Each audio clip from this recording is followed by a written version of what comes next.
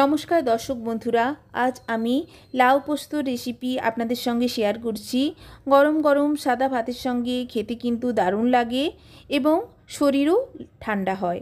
লাউ আমরা অনেক রকমভাবেই বানিয়ে খাই, তবে এইভাবে একবার লাউ বানিয়ে খাবেন, খেতে কিন্তু খুবই ভালো লাগে।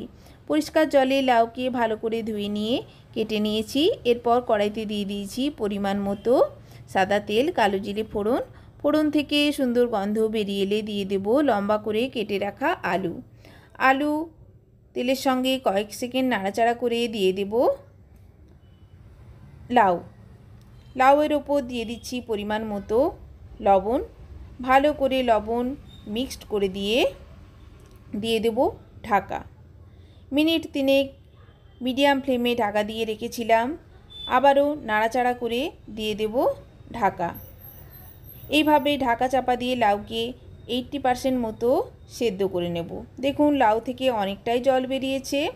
মিডিয়াম ফ্লেমে করে দিয়ে আবারও ঢাকা দিয়ে রেখে দিয়েছিলাম প্রায় মিনিট 3 সময় মতো। লাউ সেদ্ধ হতে একটু সময় লাগে। ঢাকা খুলে অ্যাড করে দিচ্ছি পোস্ত। প্রায় দেখুন একটা আলু ভেঙে দেখিয়ে দিচ্ছি। 80% আলু সেদ্ধ হয়ে যাওয়ার পর আমি পোস্ত অ্যাড করছি। পোস্ত অ্যাড করে ভালো করে মিক্সড করে আর আমি ঢাকা দেব না। ঢাকা না দিয়েই মিনিট 2 সময় মতো রান্না করে নিয়েছিলাম। লাউ পোস্ত রেডি সার্ভ করার জন্য। রেসিপিটি ট্রাই করবেন। ধন্যবাদ।